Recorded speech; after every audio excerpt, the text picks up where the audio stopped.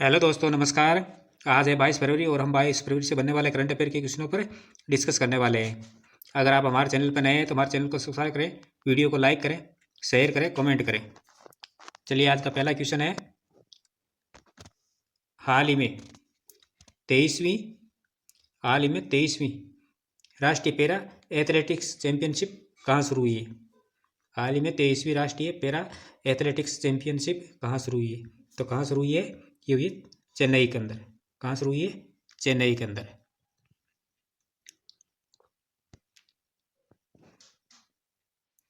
राजगढ़ निवासी करण सिंह मेघवाल ने 23वीं राष्ट्रीय पैरा एथलेटिक्स चैंपियनशिप चेन्नई में गोल्ड मेडल जीता है। करण सिंह ने राजस्थान को F52 कैटेगरी में डिस्कस थ्रो में 13.80 मीटर तस्करी फेंक कर गोल्ड मेडल हासिल किया है। कितने में?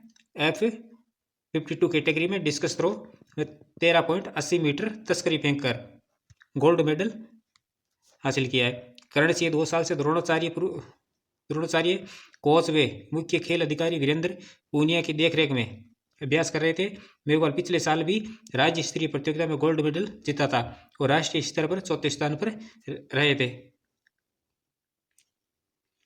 नेक्स्ट क्वेश्चन है, हाल ही में किसे स्टैंड चार्टर्ड ने भारत में सीईओ नियुक्त किया है? हाल ही में किसे स्टैंड चार्टर्ड ने भारत में सीईओ नियुक्त किया है? तो किसे किया है? ये किया है पीडी सिंह को। किसे किया है? पीडी सिंह को। स्टैंडर्ड चार्टर्ड ने पीडी सिंह को 1 अप्रैल 2025 से भारत और दक्षिण एशिया के सीईओ के रूप में नियुक्त किया है। वे जरीन दारूवाला का स्थान लेंगे जो 31 मार्च 2025 को सेवानिवृत्त होंगे। स्टैंडर्ड चार्टर्ड से पहले सीएम भारत में जेपी मॉर्गन चेंज बैंक के सीईओ थे, जहां उन्होंने संस्थापक सदस्य के रूप में बैंक की कॉरपोरेट बैंकिंग फ्रेंचाइजी को आकार देने में महत्वपूर्ण भूमिका निभाई थी। नेक्स्ट क्वेश्चन है, हाल ही में किसने 50,000 वंचित महिलाओं के उत्थान के लिए जी सफल की शुरुआत की है? हाल ही में किसने 50,000 वंचित महिलाओं के लिए उत्थान के लिए जी सफल की शुरुआत की है? तो किसने की है? ये कि गुजरात राज्य ने। किसने की है? गुजरात राज्य ने। गुजरात राज्य ने जी सफल की शुरुआत की है। आर्थिक उत्थान के लिए वंचित परिवारों की 50,000 महिलाओं को सशक्त बनाना। गुजरात के मुख्यमंत्री भूपेंद्र पटेल जी ने सफल यानी Gujarat scheme for Antyodaya families for augmenting livelihoods पहल की शुरुआत की है। ये पहल वंचित अंत्योदय परिवारों को आजीविका और महिलाओं के सशक्तिकरण को बढ़ावा देकर समर्थन देती है और ये योजना 10 जिलों के 25 तालुकों में 5 वर्षों में 50,000 अंत्योदय अन्न योजना कार्डधारक परिवारों को लक्षित करती है। Gujarat livelihoods promotion company limited द्वारा लागू ये योजना वित्तीय सहायता, कौशल प्रशिक्षण और सामाजिक विकास समर्थन प्रदान करती है। नेक्स्ट क्वेश्चन है, हाल ही में एक्सिस बैंक ने डेटा गोपनीयता अनुपालन के लिए किसके साथ साझेदारी की है? तो किसके साथ की है? ये के प्रीवी के साथ। किसके साथ? प्रीवी के साथ। एक्सिस बैंक ने प्रीवी बाई आईडेंटिफाई के साथ साझेदारी में digital personal data protection act 2023 के अनुपालन को लागू करने वाला पहला भारतीय बैंक बनकर मिसाल कायम की है। डीपीडीपी एक्ट 2023 डेटा सुरक्षा और जिम्मेदारी के लिए नए मानक स्थापित करता है। ये 22 भाषाओं में गोपनीयता नोटिस, सहमति रिकॉर्ड बनाए रखने, नाबालिगों के लिए अभिभावकीय सहमति प्रदान करने और गोपनीयता उल्लंघनों की रिपोर्टिंग की आवश्यकता को सुनिश्चित करता है। ये पहल ग्राहक गोपनीयता, नैतिकता और पारदर्शिता के प्रति एक्सिस बैंक की प्रतिबद्धता को दर्शाती है। नेक्स्ट क्वेश्चन है, हाल ही में भारत के पहले वर्टिकल बाइफेशियल सोलर संयंत्र का उद्घाटन कहाँ हुआ है? हाल ही में भारत के पहले वर्टिकल बाइफेशियल सोलर संयंत्र का उद्घाटन कहाँ हुआ है? तो कहाँ हुआ ये हुआ है नई दिल्ली के अंदर। कहाँ हुआ है? नई दिल्ली में।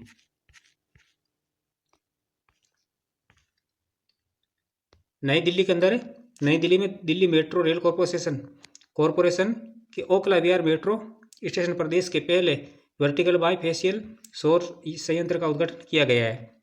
सौर संयंत्र का उद्घाटन केंद्रीय आवास और शहरी मामलों के मंत्री मनोहर लाल खट्टर ने किया है।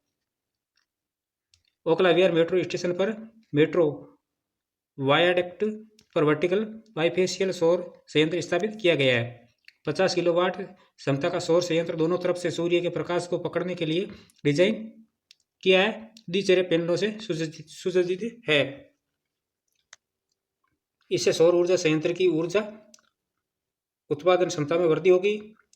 चूंकि सौर संयंत्र मेट्रो वाइड द्वारा स्थापित किया गया है, इसकी स्थापना के लिए किसी अतिरिक्त भूमि की आवश्यकता नहीं थी। डीएमआरसी के अनुसार ये एक पायलट प्रोजेक्ट है जो सफल होने पर डीएमआरसी की ऊंची संरचनाओं में दोहराया जाएगा। डीएमआरसी भारत सरकार और दिल्ली सरकार का एक संयुक्त उद्यम है। इसे 1995 में कंपनी अधिनियम 1956 के तहत कंपनी के रूप में पंजीकृत किया गया था।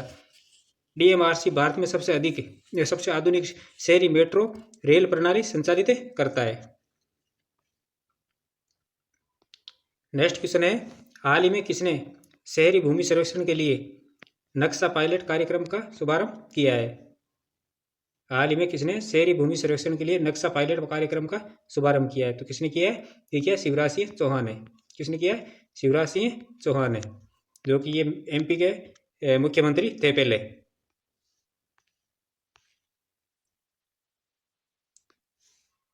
राजस्थान में आयोजित एमपी के राजस्थान में आयोजित शहरी भूमि सर्वेक्षण नक्शा पायलट प्रोजेक्ट के शुभारंभ पर मुख्यमंत्री डॉक्टर मोहन यादव, केंद्रीय कृषि मंत्री और केंद्रीय ग्रामीण विकास और संचार राज्य मंत्री डॉक्टर पेम्मा सानी द्वारा हरी झंडी दिखाकर वाटरशेड यात्रा का मध्य प्रदेश में शुभारंभ किया गया। इस योजना से प्रदेश के 36 जिलों, 1268 गांवों और 73 ब्लॉक में मिट्टी जल संरक्षण और वाटरशेड संरचनाओं के विकास के प्रति आमजन को जागरूक किया जाएगा। नेक्स्ट क्वेश्चन है, हाल ही में किस राज्य में भारत की पहली जीसीसी का अनावरण किया गया है? हाल ही में किस राज्य में भारत की पहली जीसीसी का अनावरण किया गया है? तो कहाँ किया गया है? ये मध्य प्रदेश के अंदर है।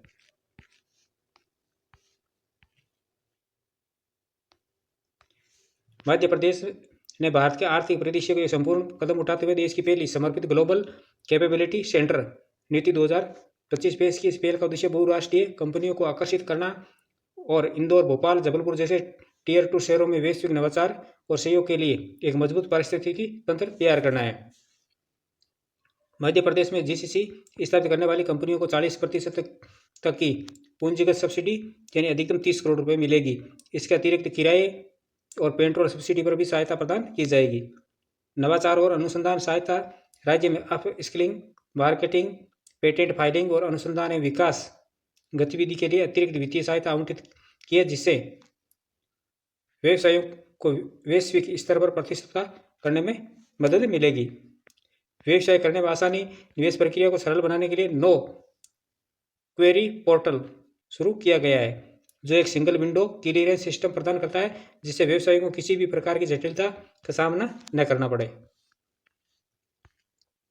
नेक्स्ट क्वेश्चन है, हाल ही में किसने म्यूचुअल क्रेडिट गारंटी योजना शुरू की है? हाल ही में किसने म्यूचुअल क्रेडिट गारंटी योजना शुरू की है? तो किसने की है?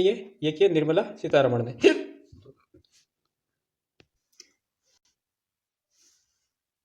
कॉरपोरेट मामलों के मंत्री निर्मला सीतारमण ने केंद्रीय बजट 2024-25 की घोषणा के अनुसरण में बिना किसी पार्श्विक के मशीनरी या उपकरण खरीदने के लिए एमएसएमई को 100 करोड़ रुपए तक के ऋण की सुविधा देने के लिए एमएसएमई के लिए म्यूचुअल क्रेडिट गारंटी योजना की शुरू की है।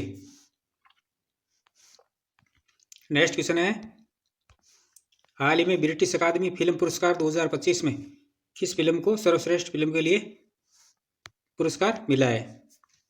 ब्रिटिश अकादमी फिल्म पुरस्कार 2025 में किस फिल्म को सर्वश्रेष्ठ फिल्म के लिए पुरस्कार मिला है? तो किसके लिए मिला है? ये मिला है कॉन्क्लेव के लिए। किसके लिए? कॉन्क्लेव के लिए। बाफ्टा अवार्ड 2025 कॉनक्लेव को मिला सर्वश्रेष्ठ फिल्म का पुरस्कार बाफ्टा अवार्ड से चूकी और इस BAFTA award all we amazing as light ये फिल्म इस अवार्ड से चूक गई है। 78वें ब्रिटिश अकादमी फिल्म पुरस्कार, जिन्हें बाफ्टा पुरस्कार के नाम से भी जाना जाता है, रविवार 16 फरवरी को लंदन के रॉयल अल्बर्ट हॉल में आयोजित किया गया था। नेक्स्ट क्वेश्चन है कि हाल ही में एसबीआई की नई एमडी और सीईओ कौन बनी है? हाल ही में एसबीआई कार्ड की नई एमडी और सीईओ कौन बनी है? तो कौन बनी है ये बनी सलीला पांडे। कौन बनी है? सलीला पांडे।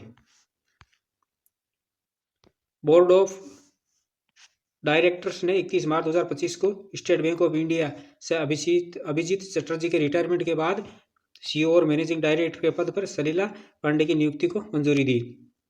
भारतीय state bank card and payment services limited ने महत्वपूर्ण नेतृत्व परिवर्तन और वित्तीय अपडेट की घोषणा की है और सलीला पांडे को कंपनी की नई प्रबंधन निदेशक और मुख्य कार्यकारी अधिकारी नियुक्त किया गया है।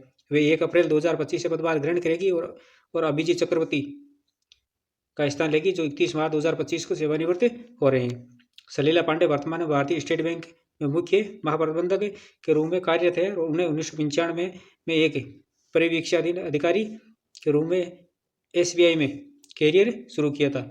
उन्होंने कई महत्वपूर्ण पदों पर कार्य किया, जिनमें एसबीआई सिंगापुर में मिड ऑफिस की उपाध्यक्ष भी रही है, दिल्ली में व्यवसाय एवं संचालन की उप महाप्रबंधक और एसबीआई कैलिफोर्निया की अध्यक्ष एवं सीईओ भी रह चुकी है। जो हमने कल पढ़ा था उसका रिवीजन कर लेते हैं। हाल ही में जारी स्थानीय शासन प्रदर्शन सूचकांक में कर्नाटक राज्य शीर्ष पर रहा था।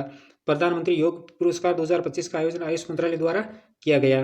भारत में जापान देश के बीच संयुक्त सैन्य अभ्यास धर्मकार्जन आयोजित किया गया। 8वां हिंद महासागर सम्मेलन मस्कट के अंदर हुआ था। नोएडा में फ्लावर शो का आयोजन किया गया। एम्स दिल्ली ने उन्नत रोगी देखभाल के लिए रोबोटिक सर्जरी की शुरुआत की है। वैश्विक पर्यटन लचीलापन दिवस 17 फरवरी को मनाया गया। असम राज्य ने औद्योगिक पार्क और हरित ऊर्जा नीति 2025 को मंजूरी दी है।